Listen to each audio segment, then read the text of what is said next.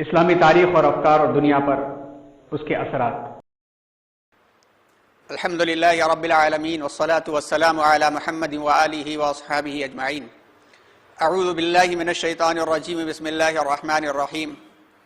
وما ارسلناک الا رحمتا للعالمین، صدق اللہ العظیم۔ نبی کریم جناب محمد الرسول اللہ صلی اللہ علیہ وسلم کو اللہ تبارک و تعالیٰ نے سارے جہانوں کے لیے، ساری انسانیت کے لیے، ہر سطح کے لیے، ہر موقع کے لیے، ہر لمحے کے لیے رحمت بنا کر کے بھیجا۔ آپ کی سنتوں کو اپنی زندگی میں لانا دنیا اور آخرت کی کامیابی اور رحمت ہی ہے۔ سیرت فہمی کے عنوان سے جو حصہ، جو شق طب نبوی کا چل رہا تھا، غذاؤں کے ذریعے، پھلوں کے ذریعے سے یا کچھ مسالوں کے ذریعے سے آپ صلی اللہ علیہ وسلم نے اس کا خود جو استعمال فرمایا ہے اور اس کی ترغیب دی ہے، اس عنوان پر جو گفتگو چل رہی تھی اس کا آخری عنوان آج ہے۔ اس سے پہلے کے عناوین کے اندر کھجور ہے اور شہد ہے اور اسی طرح سے مزید عناوین آپ کے سامنے آ چکے ہیں۔ آج سرسری طور پر گائیڈنس کے طور پر سمجھ لیجئے، رہنمائی کے طور پر سمجھ لیجئے، کچھ اور چیزوں کا تذکرہ کیا جائے گا۔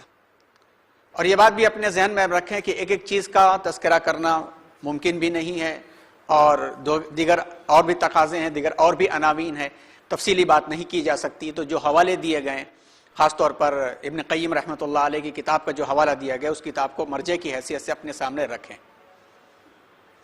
آج کچھ چیزوں کو جو تذکرہ ہے اس میں آغاز کرتے ہیں ہم زیتون، انجیر اور زیتون سے، کیونکہ ان دونوں پھلوں کے بارے میں اللہ تبارک و تعالیٰ نے قسم کھائی ہے، اور 30ویں پارے میں باقاعدہ اس نام سے سورہ تین بھی ہے۔ بسم اللہ الرحمن الرحیم، والتین والزیتون وطور سینین وہذا البلد الامین۔ اللہ تبارک و تعالیٰ نے انجیر اور زیتون کی قسم کھائی ہے، اور قرآن مجید میں اللہ تبارک و تعالیٰ جن چیزوں کی قسم کھاتے ہیں تو مفسرین لکھتے ہیں کہ اس کی اہمیت بیان کرنا مقصود ہوتا ہے، کہ بہت اہم چیز ہوتی ہے تو اللہ تبارک و تعالیٰ اسے ابھار کر کے پیش کرتے ہیں، جس پر انسان کی زندگی کے بہت ساری چیزوں کا انحصار ہوتا ہے اور وہ ڈیپینڈ ہوتے ہیں۔ انجیر اور زیتون کے تعلق سے جو قرآن میں بیان ہوا ہے، اللہ کے رسول صلی اللہ علیہ وسلم نے بھی اسے استعمال کیا ہے، اس کی اہمیت ڈاکٹرز اور طباء کے نزدیک یہ ہے کہ انجیر کا جو پھل ہے، جو عموماً ان علاقوں میں پایا جاتا ہے اور استعمال بھی ہوتا ہے، غذا کے طور پر بھی استعمال ہوتا ہے، ڈرائی فروٹ کے طور پر بھی استعمال ہوتا ہے، میٹھے میں بھی ڈالا جاتا ہے۔ انجیر سے کیلشیم، فاسفورس اور آئرن، فولاد کے ضروری اجزاء کی بڑی مقدار حاصل ہوتی ہے، لیکن اس کی زیادہ مقدار فائبر، ریشے میں پائی جاتی ہے۔ یہ پھیپھڑے اور سینے یعنی چھاتی کو طاقت بخشتا ہے اور ذہنی اور قلبی امراض کے علاج میں مدد کرتا ہے۔ قلبی امراض کے لیے خاص طور پہ اس کا استعمال بہت کیا جاتا ہے۔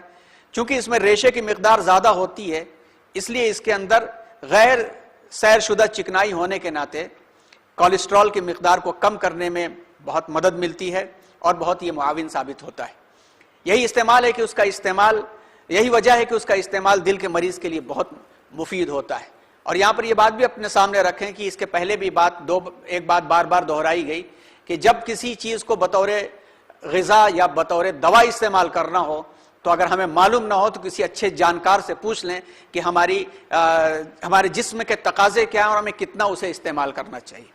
دوسری چیز یہ ہے کہ کم مقدار میں کوئی چیز استعمال کی جائے تو مفید ہوتی ہے، از حد استعمال کر لی جائے تو مفید چیز بھی مضر ہو جایا کرتی ہے۔ اس بات کو اپنے سامنے ہم رکھیں۔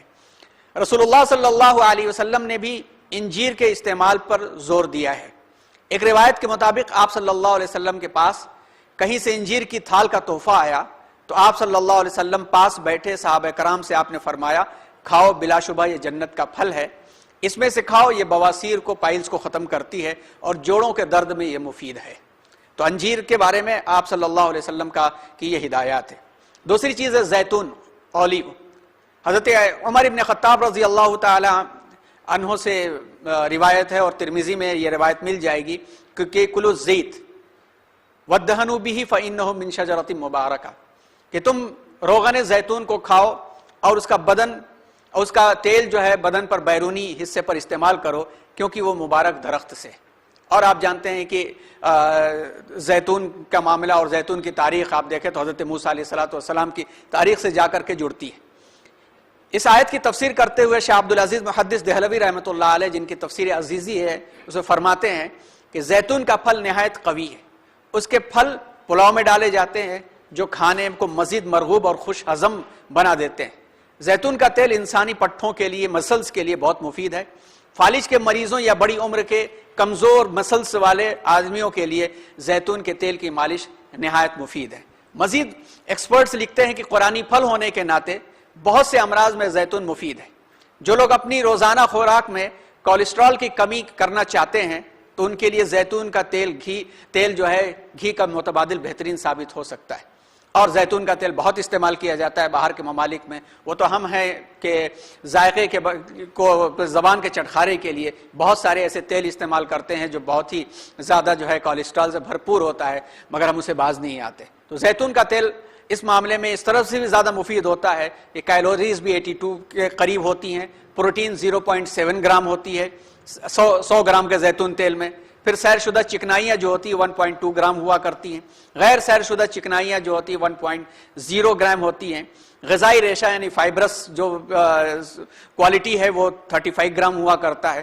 مکمل چکنائی 8.8 گرام ہوا کرتی ہے، جبکہ اس میں کولیسٹرول کی مقدار 0 ہوتی ہے۔ تو اس تیل کا بھی استعمال بہت مفید ہوتا ہے، شرط یہ ہے کہ دیگر تقاضوں کو سامنے رکھتے ہوئے اسے استعمال کیا جائے۔ اب یہ تیسری چیز جو ہے آج کے عنوان کی، حبۃ السودا، جس کو کلونجی کہا جاتا ہے یا بعض جگہ کے منگریلا کہا جاتا ہے۔ یہ گھروں کے کھانوں میں عام طور پر اس کا استعمال ہوتا ہے، بعض جگہوں پر سموسے میں بھی اس کو استعمال کیا جاتا ہے، بلکہ یو پی کے بعض علاقوں کے اندر جو پوروانچل کا علاقہ ہے وہاں پر تو باقاعدہ یہ چنے کی دال اور جو گھی ترئی آتی ہے جس کو نینوا کہتے ہیں اس کے ساتھ ملا کر کے یہ کلونجی کے نام سے ایک سبزی ہی بنتی ہے جس کے اندر کلونجی کا استعمال ہوتا ہے، بلیک سیڈ بھی اسے کہا جاتا ہے۔ حضرت ابو ہریرہ رضی اللہ تعالیٰ عنہ کی روایت اور بخاری میں اور ابو داؤد میں یہ روایتیں آپ کو مل جائیں گی کہ عن ابی ہریرہ رضی اللہ تعالیٰ عنہ انہ سمع رسول اللہ صلی اللہ علیہ وسلم فی الحبۃ السوداء شفاء من کل داء الا السام۔ السام کہتے ہیں موت، کہیں کہیں الموت کا بھی تذکرہ ہے، یعنی کلونجی میں موت کے سوا ہر چیز کی شفا ہے۔ اسی طرح سے ابو داؤد میں کی روایت میں رسول اللہ صلی اللہ علیہ وسلم نے یہ ہدایت کی، علیکم بہذہ الحبۃ السوداء فإن فیہا شفاء من کل داء، تم حبۃ السوداء کا اہتمام کرو، بے شک اس میں ہر مرض کی دوا ہے۔ اب حبۃ السوداء کے جو فوائد ہیں، اس فوائد کے بارے میں حکماء نے بہت کچھ لکھا ہے اور اس پر مشتمل بہت سارے معجون ان کے ہاں تیار ہوتے ہیں۔ القانون آپ جانتے ہوں گے، اس کتاب کا نام جو ہے کینن آف میڈیسن، جو ابن ابی سینا کے حکیم ابن سینا کی لکھی ہوئی، جو اویسنا کے نام سے یورپ میں مشہور ہیں اور 700-750 سال تک یہ کتاب یورپ کی میڈیکل یونیورسٹیوں میں پڑھائی جاتی رہی۔ انہوں نے اپنی کتاب میں کلونجی کے فوائد کو بہت لکھا ہے، جس میں خاص طور پر لکھا ہے کہ جو بلغم ہے اسے ختم کرتی ہے، پیٹ پھولنے کے علاج کے لیے جو گیس بھر جاتی مفید ہے، درد سر کے لیے مفید ہے، چنانچہ سرکے میں ڈال کر اگلے دن اسے پیس کر سونگھا جائے تو درد سر بھی جاتا رہتا ہے، دانتوں کے درد میں بھی یہ فائدہ مند ہے۔ اس کے علاوہ بھی بہت سے ایسے فائدے ہیں کہ حکماء نے لکھا ہے کہ تقریباً 150 سے 200 کے قریب امراض ایسے ہیں کہ جس میں حبۃ السوداء اور کلونجی کا کوئی متبادل نہیں ہے، اور اس پر مشتمل بہت ساری دوائیں اور معجون بھی بنتی ہیں۔ اگر اپنی غذا کو معتدل کرتے ہوئے، بیلنس کرتے ہوئے حبۃ السوداء کو بھی شامل کیا جائے تو واقعی اس کے بہت فائدے ہوتے ہیں، بہت زیادہ فائدے ہوتے ہیں۔ اور اس کے فوائد کے سلسلے میں ایک مسلمان کے لیے تو جو زندگی ہے، اس میں بہترین نظام جو رسول اللہ صلی اللہ علیہ وسلم کی زندگی کا ہے، اس زندگی کے مطابق ہمیں سمجھ لیجئے کہ مفت میں یہ فوائد مل جاتے ہیں۔ تمام چیزوں کو چھوڑیے، اگر صرف 3 چیزیں ہم پابندی کے ساتھ کر لیں، بلکہ 4 چیزیں ملا لیں۔ پہلے یہ ہے کہ فجر کی نماز سے 1 گھنٹہ پہلے کا اٹھنے کا اہتمام شروع کر دیں۔ 1 گھنٹہ پہلے کا اہتمام سے مطلب کیا ہے کہ تہجد کے وقت ہم اٹھنے کا اہتمام شروع کر دیں۔ تہجد کے وقت جب اٹھ کر کے پہلی چیز ہے کہ اچھی طرح سے مسواک کرنے کا اہتمام کریں۔ سنت کو فالو کرنے کی نیت سے انشاءاللہ بے شمار فائدے خود بخود مل جائیں گے۔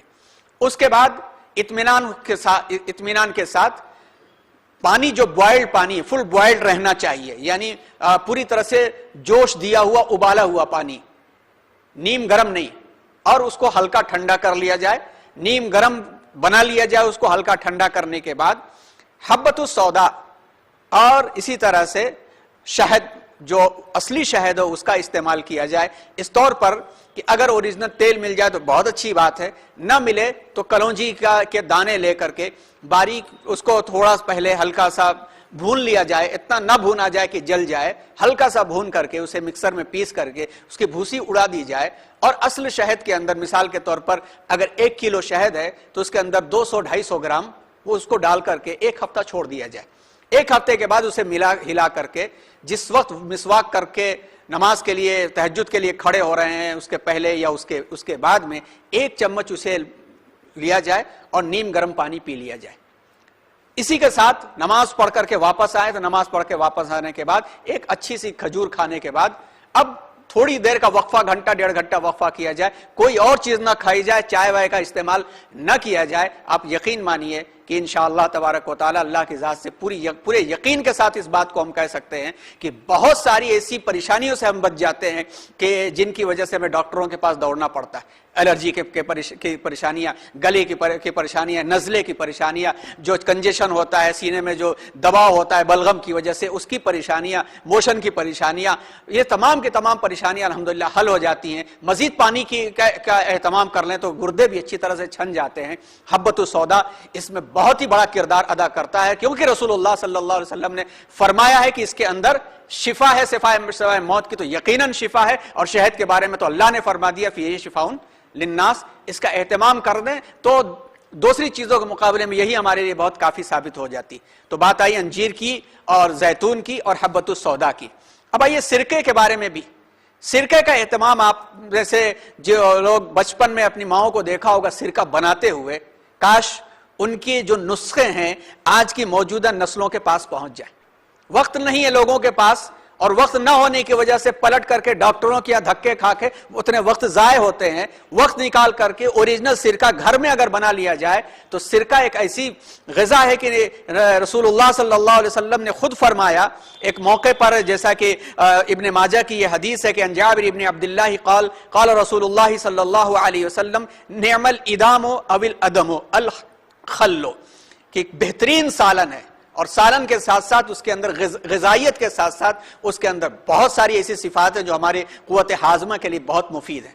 سرکے کی کئی کوالٹی ہوتی ہیں، انگور کے بھی سرکہ ہوا کرتا ہے، گنے کے رس کا بھی سرکہ ہوا کرتا ہے، کھجور کے پانی کا بھی سرکہ ہوا کرتا ہے۔ آج تو وینیگر کے نام سے باقاعدہ وہ پروڈکٹ آ رہا ہے مارکیٹ میں، پتہ نہیں وہ کیمیکل زدہ ہے یا نہیں ہے، لیکن بہرحال وہ مفید ہے۔ اگر اپنے گھر میں بنا لیا جائے تو بہترین سالن ہے۔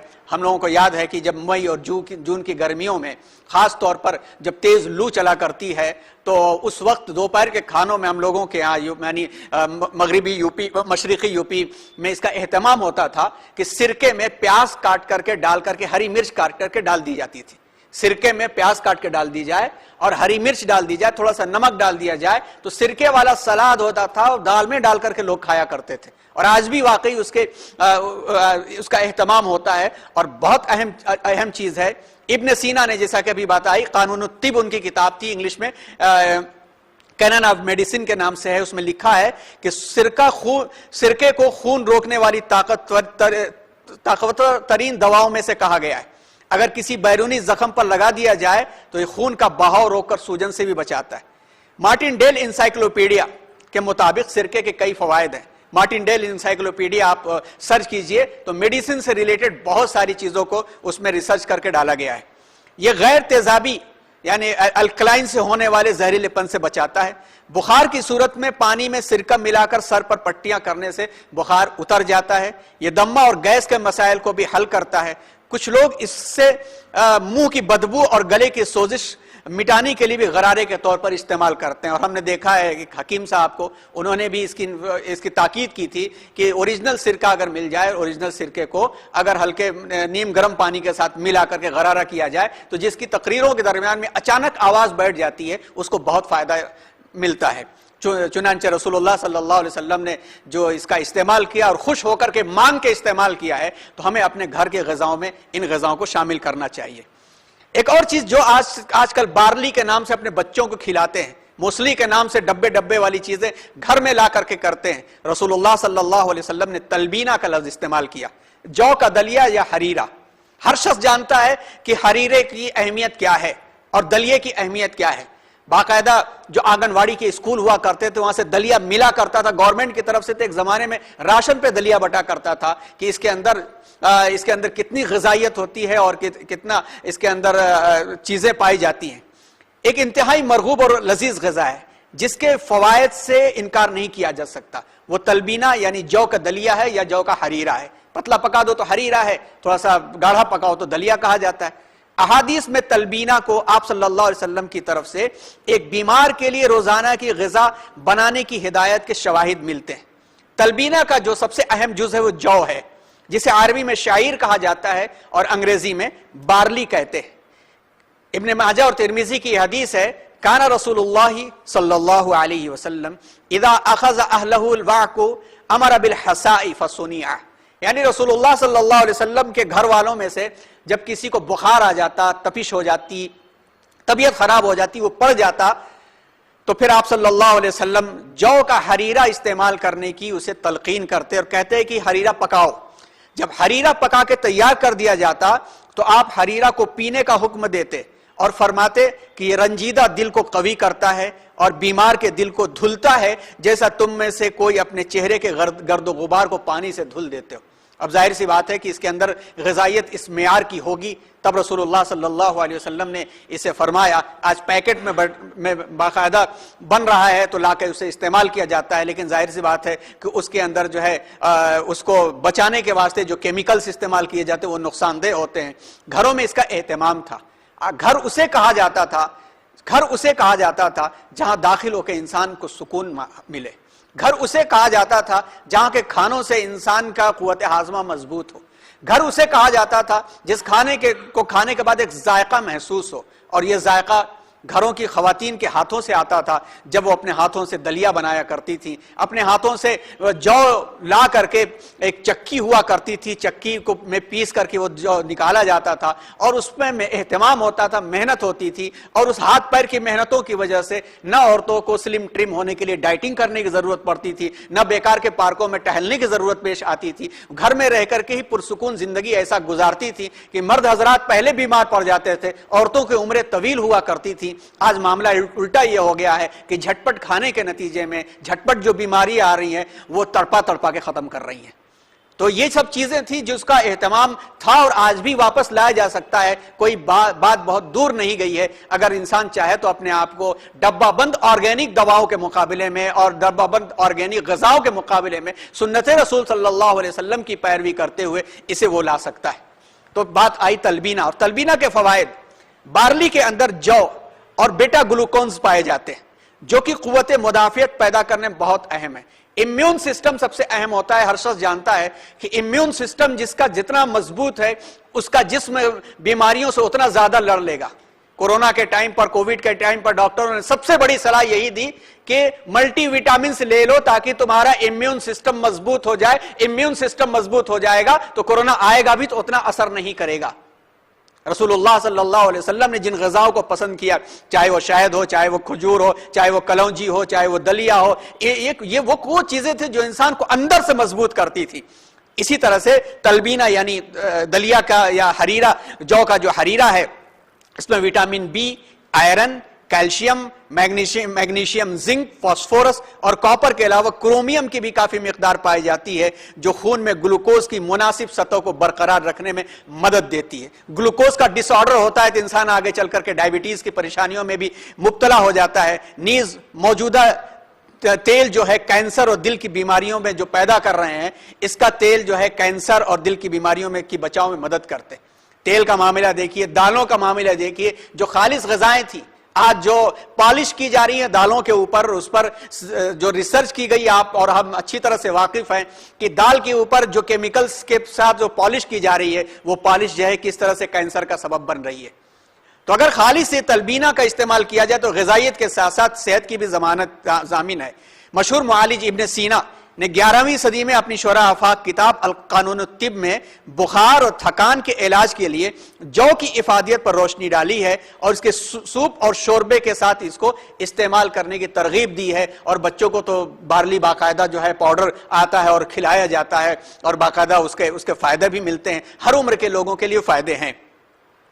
اسی طرح سے اور بھی بہت ساری ایسی چیزیں ہیں جس کو رسول اللہ صلی اللہ علیہ وسلم نے کہا ہے، جیسا کہ اس مختصر سے وقت میں اس کی گنجائش نہیں، آپ صلی اللہ علیہ وسلم نے تو کھجور کے اندر کا جو نرم گوپھا ہوتا ہے نا، اس کو بھی آپ نے استعمال کروایا ہے اور اس کے افادیت بتائی ہے۔ اس کا استعمال دیکھ کر کے سمجھ میں آیا کہ جس طرح سے نرم حصہ اس کا ہوتا ہے، کیلے کے پیڑ کا بھی ایک گوپھا ہوتا ہے، نرم حصہ ہوتا ہے، اس کے بھی بے شمار طبی فوائد ہیں۔ تو پتہ چلا کہ اس سے ہمیں جو جڑی بوٹیاں جن کا استعمال انسان کرتا ہے، جو بعض زمین کے اندر ہوتی ہیں، بعض زمین کے اوپر ہوتی ہیں، جس کو شکرقند کہا جاتا ہے، اس طرح کی بھی چیزیں آپ صلی اللہ علیہ وسلم نے استعمال کی ہیں اور اس کا اہتمام فرمایا ہے۔ اور یہ بات یاد رکھنے کی ہے کہ جزیرۃ العرب میں جتنی بھی چیزیں پائی جاتی تھی، ان تمام چیزوں کا رسول اللہ صلی اللہ علیہ وسلم نے، اگر وہ فطری ہیں، مزہ ان کا اچھا ہے، ان کی مہک اچھی ہے، تو آپ صلی اللہ علیہ وسلم کو میسر ہوئی تو آپ نے استعمال کیا ہے۔ آپ کا معمول مبارک یہ تھا کہ ما عاب رسول اللہ صلی اللہ علیہ وسلم طعاما قط، آپ صلی اللہ علیہ وسلم نے حلال چیز جو کھانے والی چیز تھی اس کے اوپر عیب نہیں لگایا، دل کیا تو کھایا ورنہ خاموشی کے ساتھ اٹھ گئے۔ یہ بہت اہم چیز ہے، نعمت ہے روٹی کی اور کھانے کی۔ آپ صلی اللہ علیہ وسلم کے دسترخوان پر عرب کے ریگستانی علاقے میں ایک بجو پایا جاتا ہے جس کو دبون کہتے ہیں۔ آپ صلی اللہ علیہ وسلم کے سامنے پیش کیا گیا تو آپ نے فرمایا کہ ہمارے ہاں نہیں پایا جاتا اس لیے ہم اسے نہیں کھا سکتے۔ آپ نے نہیں کھایا لیکن دوسروں کو منع نہیں کیا۔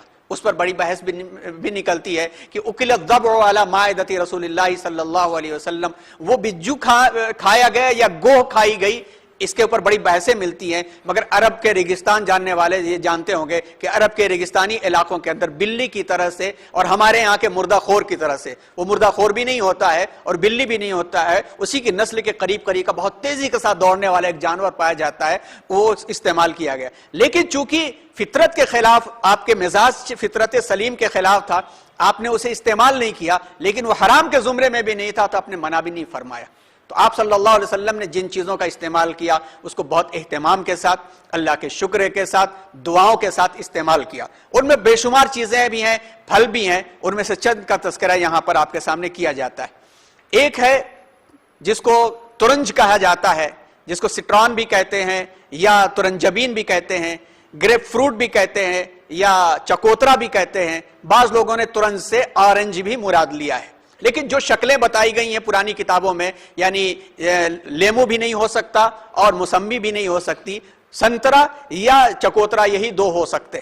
ترنج کا تذکرہ بخاری میں ہے کہ نبی کریم صلی اللہ علیہ وسلم نے ارشاد فرمایا، مثل المؤمن الذی یقرأ القرآن کمثل الاترج ریحها طیب وطعمها طیب، قرآن پڑھنے والے مومن کی مثال ترنج کی طرح ہے جس کا ذائقہ خوشگوار اور خوشبو پسندیدہ ہوتی ہے۔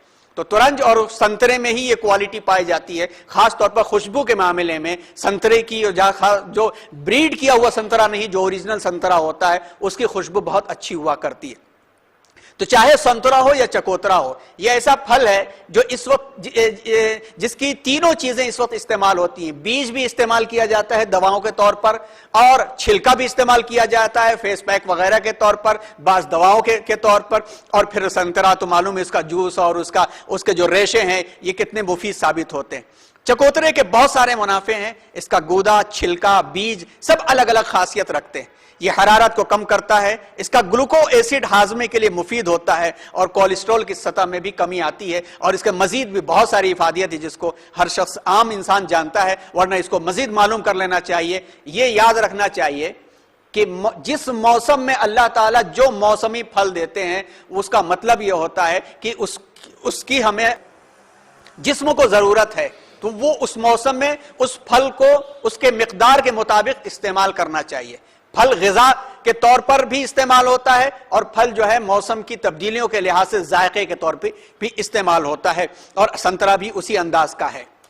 اسی طرح سے بطیخ، تربوز، خربوز بھی اس سے مراد لیا گیا ہے۔ بطیخ کے ساتھ ساتھ جو ہے قطاعن کا بھی لفظ آتا ہے ایک جگہ، یعنی کنکڑی اور ککڑی کے معنی میں بھی الگ الگ استعمال ہے۔ بہرحال بطیخ واٹر میلن کو ہی کہتے ہیں۔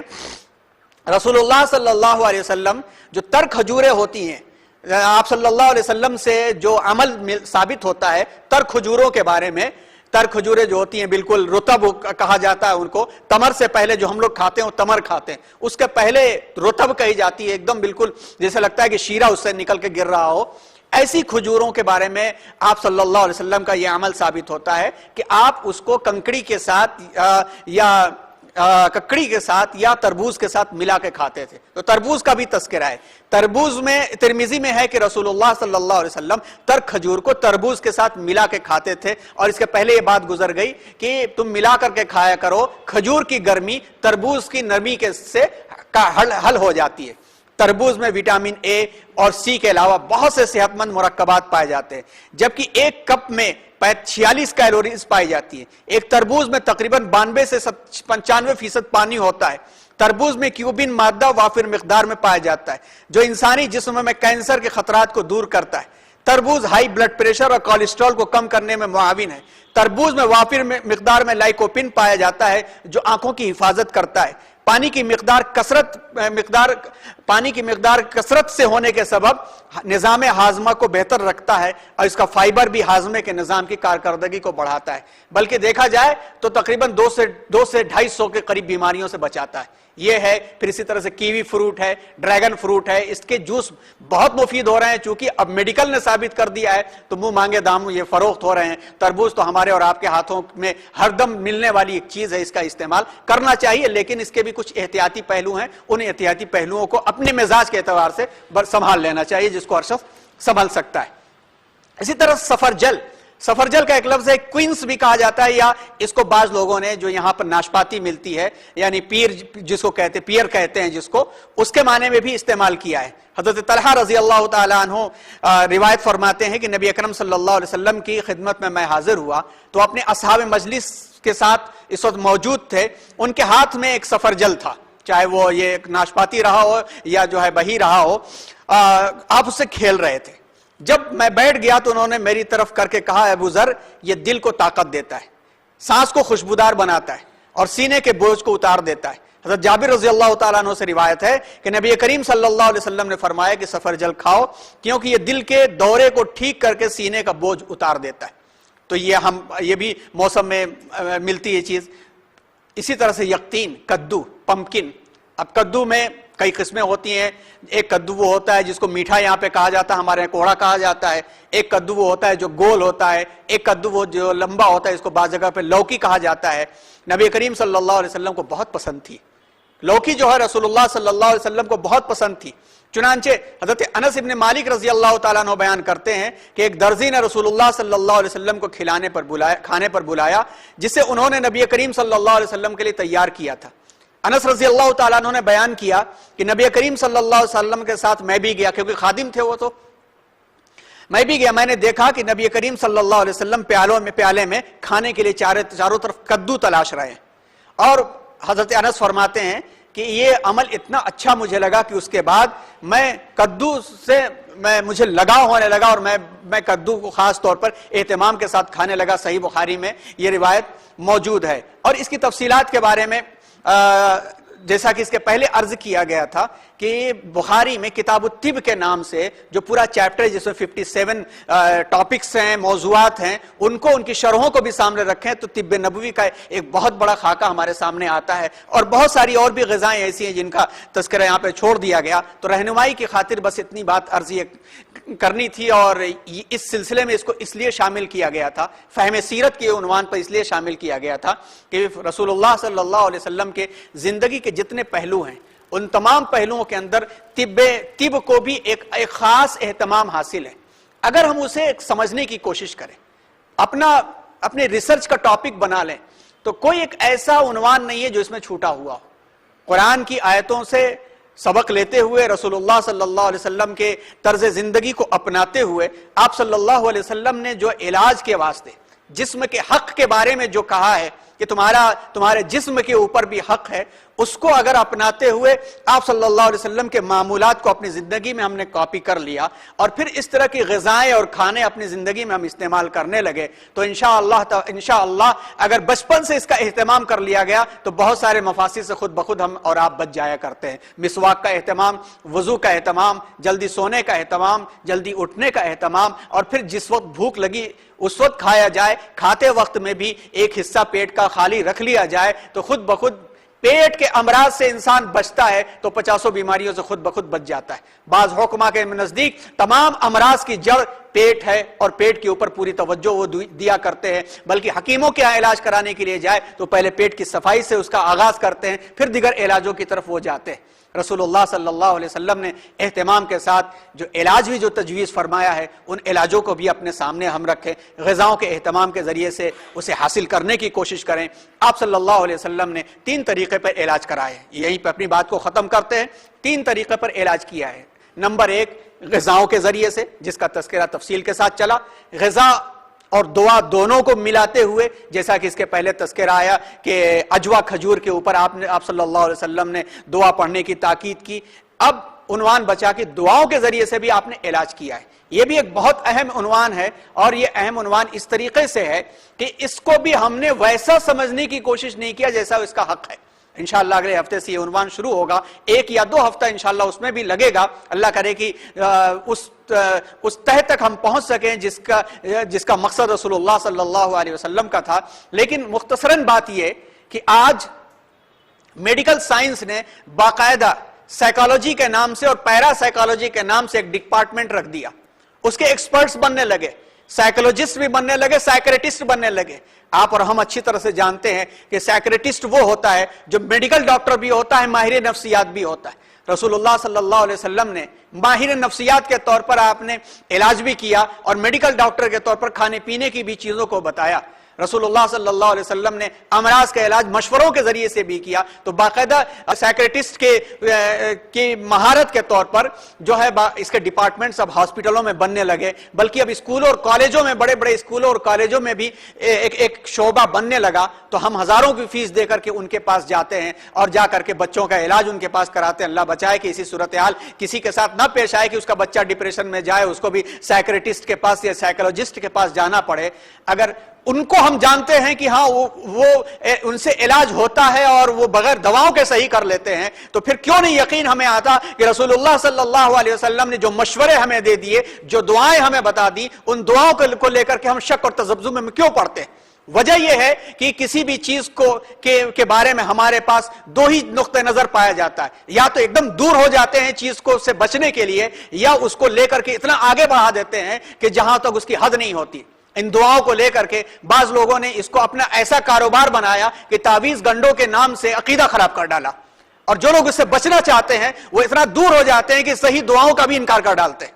دونوں کے درمیان کی وہ راہ ہمیں اختیار کرنی ہے جو رسول اللہ صلی اللہ علیہ وسلم نے ہمیں عنایت فرمایا، جو عطا فرمایا، جس کے ذریعے سے علاج ہوتا ہے۔ انشاءاللہ یہ عنوان اگلے ہفتے سے شروع کیا جائے گا۔ اللہ تعالیٰ سنت رسول صلی اللہ علیہ وسلم کے مطابق ہم سب کو صحت عطا فرمائے، روحانی بھی، جسمانی بھی، معاشرتی بھی۔ آمین۔ وآخر دعوانا الحمدللہ رب العالمین۔ سبحان اللہ بحمدہ، سبحان اللہ۔